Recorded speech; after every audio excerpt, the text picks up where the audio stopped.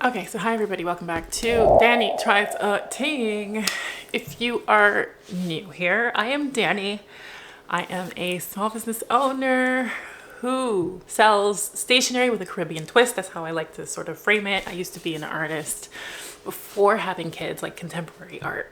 But then I also worked for, corporate as well. So after having kids, basically this was me delving into all things creative and sort of trying to carve out the life that I really wanted to. Okay, so that's where we're at. In today's video, we are talking about my unfiltered thoughts post Toronto Stationery Show. Okay, so now if you haven't already watched last week's video, please do. It documents the whole journey as I prepared for this Toronto Stationery Show, okay? And it will give you information that feeds into today's video, okay? So y'all can watch the behind the scenes of Sophupshop's first time at the Toronto Stationery Show. If you've been following me for a while, you know that I had been building up to participate in the Toronto Stationery Show for the first time ever. That was my first time. I did the spring event literally just a week or two ago, and I just wanted to share my honest thoughts because I felt like there was so much preparation that went into it. Again, I am a mom of two. Life gets busy. A lot of little obstacles come along the way. And so I really had to figure out how to get organized for this. And I wanted to make sure that I really showcased my brand in the best light possible, right? I think the first thing that I will say is just like a huge shout out to the Toronto Stationery Show organizers. Really and truly, this was definitely one of the best organized shows that I have taken part in. And it's not like I've taken part in that many. But that said, I felt like they were really on top of everything. They had their FAQs from the onset. They communicated in advance where every vendor was going to be located. So the vendors knew, but then also the vendors could use that as an opportunity to share with their audiences, their respective audiences on social media. So that was actually really lovely. Even in terms of the marketing, from, I think, 2 or 3 months prior to the event, they were going at it. They were starting to market literally every day without skipping a beat. And I know because I was liking the videos, like, dang, yo, y'all are on it. Y'all are on it. I say that to say that they take the event very seriously, but also to say, that when you see these big crowds and this beautiful turnout, it's a lot of their hard work that has resulted into that, and they also ensure that the vendors are doing their job in terms of marketing as well. They let you know, hey, listen, if you want to vend again the next time, you do have a responsibility to ensure that you're communicating to your audiences that this event is happening and that you're regularly doing that, right? So the onus is shared. It's shared by the organizer and by the vendors as well. And again, it's like 60 of us. And each of us range in terms of following. Some people had 100K following. Little old Sophupshop has... We're starting. We're getting there. Okay? Small but mighty. Okay, so the morning of setting up was very easy. Let me tell you, when I arrived about, let's say 25 minutes to the event opening. I thought I was going to have enough time, and I definitely was cutting it a little bit close. Again, you have kids, it's a little bit harder to maneuver certain things, but it is what it is. That's the role that I have. I am a mom, I am a small business owner, and I just have to roll with the punches and get her done, okay? But yes, so when we arrived, there were already lineups around the block. So I was like, okay, this event is hot. We gonna do the damn thing. This is exciting. Thankfully, I was like right at the front. So like booth number 2 when you enter in Sophupshop was right there, which was quite lovely. I will say that I felt nervous. I felt a sense of trepidation, and this even prior to entering the premises. During the week, as I was preparing, and I think as I was looking at the different vendors, just like my peers who were promoting their stuff, everything just looked so good. And I was feeling a little sense of imposter syndrome, or a little sense of like, oh, am I gonna fit in? Are my things going to fit in? I was just feeling this nervousness. I can't explain it. I don't usually feel that during markets, but this one felt really, really important. Maybe in terms of like proving myself. Like, I feel like when Sophup Shop first started, I didn't specifically use the verbiage stationery shop, you know? Even thinking now about the gamut of things that we sell, you know, it's paper dolls, pins, patches, t-shirts, tote bags, mugs, stickers, greeting cards. There's like a whole world. There's a Sophup Shop world that is not strictly stationery. But that said, last year when I had the privilege of working with a business coach and talking through, like, you know, basically my business plan and who Sophup Shop is, what we represent, who our audience is, etc., labeling ourselves as a stationery shop, a stationery and accessories shop, like, again, a Caribbean twist, that just felt so right for me. It felt so right. And so I guess I just felt trepidation now being in this world and seeing how we fit in. And specifically, we as not just a small business, but a Black small business, a Black owned stationery shop, a Caribbean, you know, stationery shop. Like, how does that fit into the grand scheme of things? I definitely could sense that trepidation, and I remember bringing it up to my partner. I brought it up to my sister, like, oh my gosh, I'm starting to feel really nervous. Why am I starting to feel nervous? Like, what is this all about? You know? And I will say that as the day progressed, that feeling didn't necessarily dissipate. Like, I still felt that even when the rush of people were there.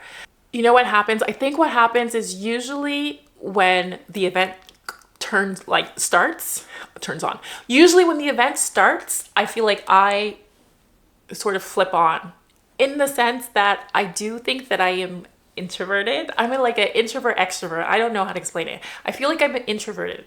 But then the days that I have markets, I really, really implore myself and force myself. I don't sit down much.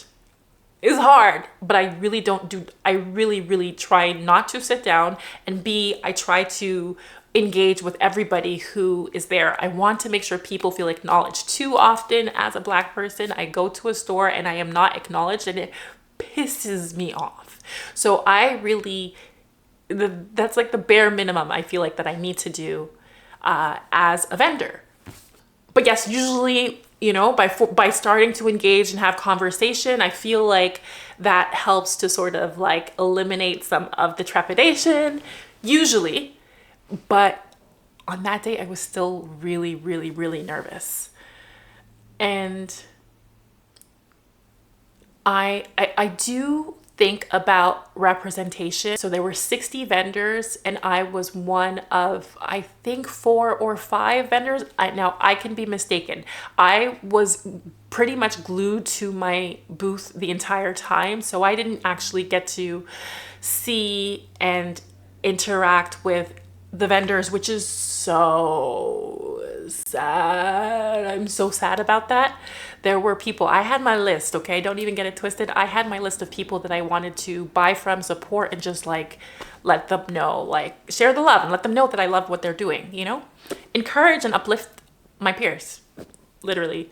About 5 vendors out of 60, Black vendors, I think, out of 60. Again, I surmise, I'm not 100% sure. But then also in terms of crowd presence, I feel like it was a small population of Black folks that interacted with my stuff.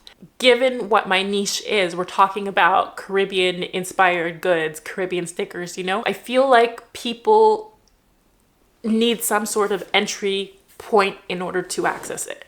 So for example, given that we live in Toronto, you know, a lot of people are familiar with patty and cocoa bread, or they're familiar with tang, you know, they're familiar with hot sauce. So there were certain things that people were familiar enough with that they could plant in, that people were familiar with, that they could access easily, you know?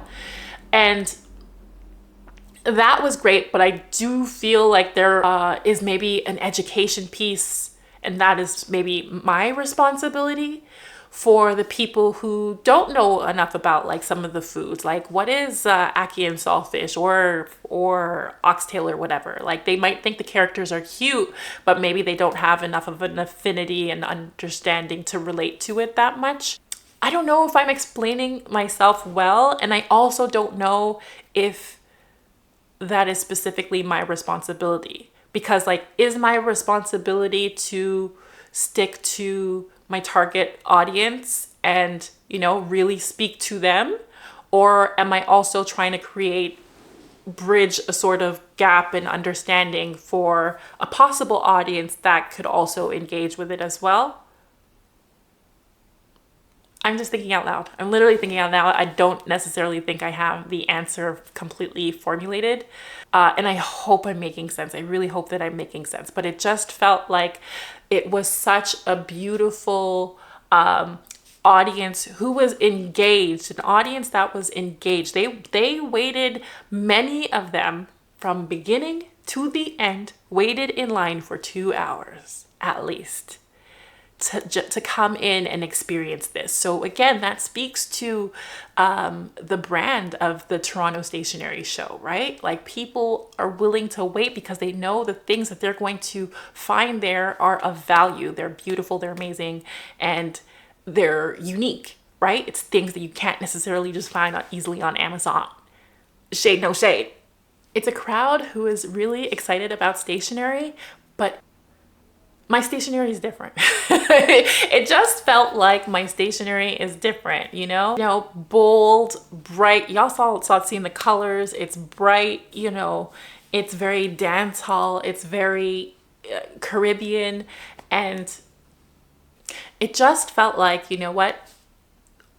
So many of the items that are being sold there are like, you know, the cutesy kawaii, you know, just the things that I would spend my money on, just like the cutesy things that it's like a specific aesthetic. And I was in my brain about whether my aesthetic or whether my brand also fit with that aesthetic. This, again, I don't know if I'm making sense or if I'm sort of tripping over my words, but it definitely ended up feeling like there was a lot of doubt that was present that day. You know, there's all these people who are here and excited about this show. There's all these people who are eager to spend their money at this show. And yet it felt like it was the similar things that were selling for me, you know? Like, how do you then get an audience who doesn't know what oxtail is, or, you know, who doesn't know what doubles are? How do you get them to understand what doubles are? Again, or is that even your job? Maybe that's not your job. And, you know, at first I was a little bit also nervous about not having all of the product that I usually have. So for example, even some of the bigger ticketed items like the more of the tote bags or the teas or the mugs, like I didn't have a lot of those because there are requirements that I think it's 75% of your table is stationary, which is fine. Because again, like I said, it didn't feel like my audience was necessarily fully there. So I don't know, even if I had brought that stuff, I don't know that it would have necessarily sold. That was sort of what I was thinking. I ended up feeling like I was different and like I was doing something different, even though so many of the vendors there were really doing different things. But I know that I felt the sense of doubt, you know? It's like maybe the better way to put it is that I'm serving a niche market, you know? And that niche market doesn't necessarily coincide with the market of the world of stationery necessarily, right? Like I'm talking about like, you know, Caribbean goods and what have you, and then I'm marrying that with stationery. And while there's a segment of the stationery group that is also interested in that, I needed to bring more of my audience to this market. That's what it felt like for me. Because again, I told you there were handfuls of Black people who saw my booth and they just, they humbled me and they sang me praises and they kept affirming to me that my presence was necessary. And for that, I am truly, truly grateful, because to be at this big event, this beautiful big event that I'm so excited about, and to sort of feel like, dang, yo, like I wish that people could connect more, you know, and then to have those feelings of doubt permeate throughout the event when you're trying to stay strong, you know.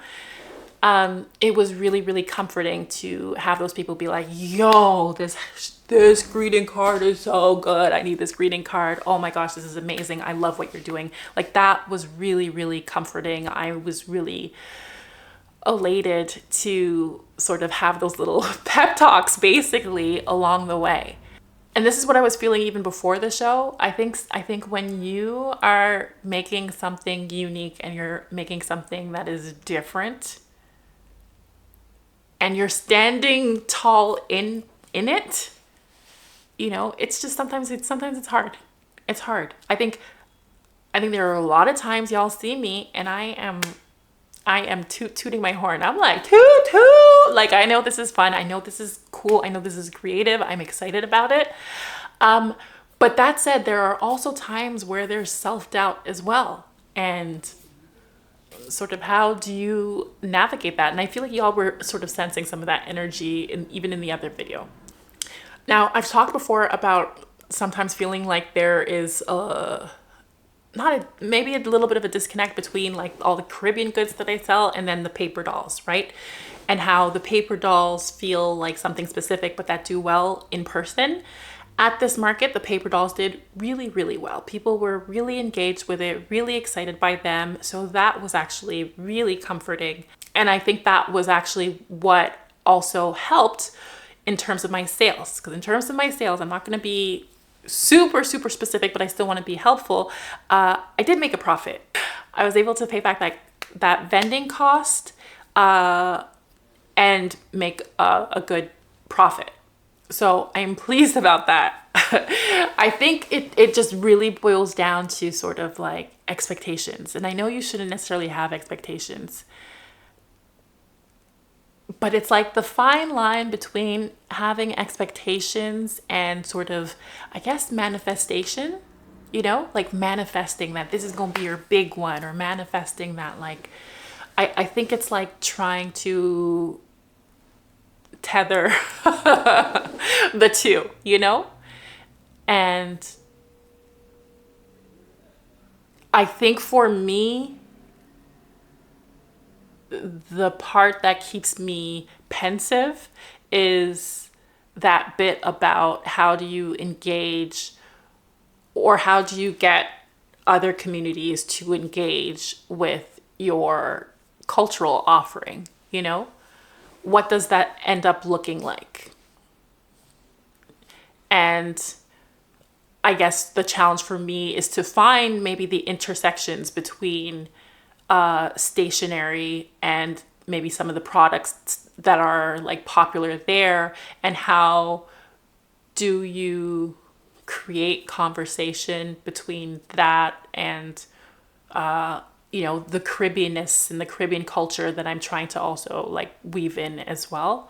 I think that's just a challenge for myself that I'm thinking about in the back of my mind, because I recognize that the greatest service that you can do for yourself is to be for everybody, right? Like, your products are not for everybody. Your products, you have a specific audience and a specific market that you are targeting, that you are responding to their needs. Like, that is really, really important. And so that's why I don't even know if the questions that I'm posing even make any sense. Do they even make any sense? Could it just be that like I needed to get more of my audience there? Is it just as simple as that? I'm in my brain. When I tell you I'm in my brain, I'm in my brain. And I think part of why I'm in my brain is because I would love to do this event again. I would love it. I would love for more people to know about sophupshop. I would love for sophupshop to sort of be like a standing booth at the Toronto Stationery Show, just in terms of, like, again, bringing the culture, Caribbean culture, Black culture, to this space where they're starting to introduce more Black vendors. Like, I would absolutely love that. So I think that's why it's still on my brain. Like, okay, so what are the lessons learned and how are we doing better next time? Yeah, I think I would say, like, my top performers were anything Patty and Cocoa Bread and Ting. So be it stickers, be it greeting cards, be it enamel pins, not so much the patches. I think I only sold like a couple of patches. And the croc charms. Yeah, I would say the paper doll kits, the croc charms, definitely the greeting cards and stickers were like my top performers at the event. And you know what? Someone had commented on my last video and they had asked, you know, they had said, I hope you have fun. And I responded to them like, yo, now that I think about it, I don't even think that I had fun, which is crazy for me because I usually have a lot of fun. For example, I usually go on social media like right before and I'm like, ooh, here's my vendor outfit, you know, and this is what you can see at the shop and da da da da da. But because, again, I had arrived just in the nick of time to set up, just in the nick of time when they opened the doors, and then it was a constant influx of people, that I didn't even post on social media the day of, which is crazy. I was so overwhelmed and like in it all that I didn't even post on social media. And I felt like when the event was all said and done, I just felt like, I don't even have a word to, I can't even put it into a word. That's how I felt. I felt like, dang, yo, I poured so much into this and I really wanted it to be good. And I'm proud of what I did, but I need to do better. I need to do even better next time. How am I going to do even better next time? And maybe it's just like, you know, I just have high expectations for myself, but like, okay, so in terms of things that I would do differently, so next time, if I were redoing this, I would make sure that somebody else is present with me throughout the entire day. You know, they're connected to the Square Reader, etc., just so that I can talk to the other vendors and buy things from the other vendors as well. I think, again, this little small business world, it's a small world, and being able to support your peers, and I wanted to drop some money on beautiful things. Again, I'm interested in stationery, like for real. I want to decorate my journals and all that stuff too with cutesy kawaii things as well. So that was a missed opportunity.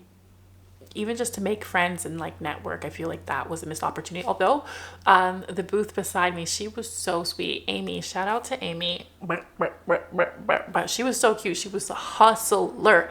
Listen, even while she was making, like, orders were going through, she was also still packaging things too and making new product. Like, you know, I was like, yo, girl, slow clap for you. Brava. So yes, definitely have somebody else present so that way I can have some relief, because I was just a trooper the whole day, you know? Number one. Number two, definitely have more fun. And I think that boils down to preparation. I think being better prepared, even though I had been preparing literally weeks prior to, I think making sure that everything is set, like the booth is all set at least a week prior, so that way I could also prioritize my sleep. I'm not pulling all-nighters. I'm not, I'm just like not sleeping late or anything like that, so I can really really truly feel like myself. I think that is important. As I said, about thinking about the market in question and what could be like, an offering that could be specific to the market that I think would be a hit, for example, that still intersects with who sophupshop is, our brand is, but then also like takes into account what this audience is about and what they like, I think that could be interesting. Oh, shoot, my video. I'm about to lose time. I forgot to say, I don't have regrets about the choosing the 4-foot table. In the last video, I was like, oh, why did I choose a 4-foot table? Oh my God.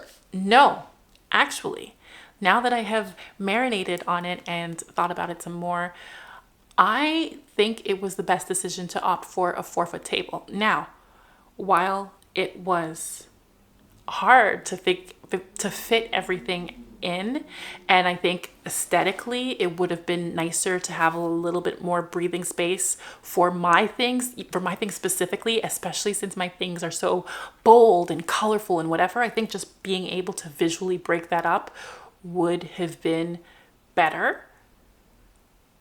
That said, this was my first time doing this event. So by having a 4-foot table, it allowed me to sort of understand what the audience is about, what they're receptive to, what they're digging, etc., And given that feeling of my specific audience not necessarily being there, given that it's a very niche market that I'm tending to, having access to more table would have just cost me more money, but it wouldn't necessarily have translated into more sales, So now in hindsight, thinking about, again, my audience and the audience that was present, I think it was actually fine that I did a 4-foot table. And I think I would actually also do another 4-foot table next time.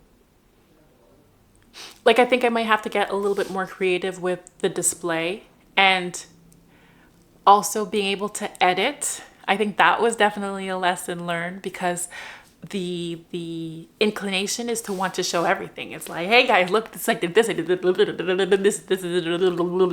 right? Everything is here, tat out, right? But again, if you already have 60 vendors filled with things. They all have so many things that like people will get overwhelmed, And so I think being able to create breathing room for your objects and for your things is like really, really essential at an event like this.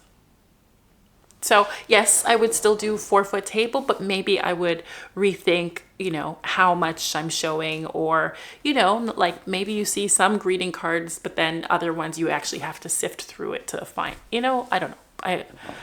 But I don't regret the 4-foot table now. Now I think it was the right decision for that moment in time. Despite these feelings that I'm trying to be straight up with y'all. I'm trying to be straight up with y'all. And despite these feelings, I really do encourage vendors who maybe feel like me, who feel different, who feel like they're doing something different, and who feel like they don't necessarily fit in. I encourage you guys to do events such as this. The thing that makes us feel nervous and brings us a little bit of trepidation is also like our superpower, right? And so that's a funny feeling to like be scared of your superpower. Maybe it's like normal in the Marvel world, you know, but I encourage it because I think even in the audiences that weren't specifically my own, a lot of people really appreciated the originality. They really appreciated the uniqueness of sophupshop. And so while I had feelings of like feeling timid, I implore you, just as I implore myself, to really stand in it. Like stand in it, own it. That's like what makes us, I don't know, that weird stuff is like what makes us. I just watched the Pharrell movie last night, the documentary about him, the Lego movie. And like that was the thing. He was just weird. He wasn't specifically like hood. So, you know, in terms of hip hop, welcoming him in. And, you know, he had his little skateboard and that was just his thing. And he loved music and he was just himself. And I'm talking about these feelings to let you know that these feelings are real. You can sometimes have these feelings, but I hope that you don't steer away from them. I hope that you walk towards them. That is, I think that's my sort of final thought on this. Plus I only have like 2 minutes left to this video. So I don't know, y'all let me know. Y'all let me know your thoughts. I want to hear from you guys. Please comment, leave comments in the comment section because I really do want to hear what you guys have to say about this. Again, I don't know if I wasn't clear. If I wasn't clear in the next video, like ask questions and then I'll answer them in the next video. Don't forget to like, subscribe, engage. Y'all gotta tell the algorithm so that more of us can be connected and we have our little whole network of like, you know, small business owners doing our thing. POC small business owners doing our thing. Black women small business owners doing our thing, okay? Yeah, you know, again, shout out to everybody who, you know, is subscribed to my social media and came as a result of like videos they had seen. I love y'all. I appreciate that so much. You know, for the people who like couldn't make it but who were still sending me lots of love, again, I appreciate that so much as well. We're gonna keep it moving. We're gonna keep building this thing and she's gonna grow, and when she grows you already know who did the dying bug. I'm joking, but for real, like honestly, sending y'all lots of love, and I hope you keep on betting on yourself because you got this. We got this. All right, bye y'all.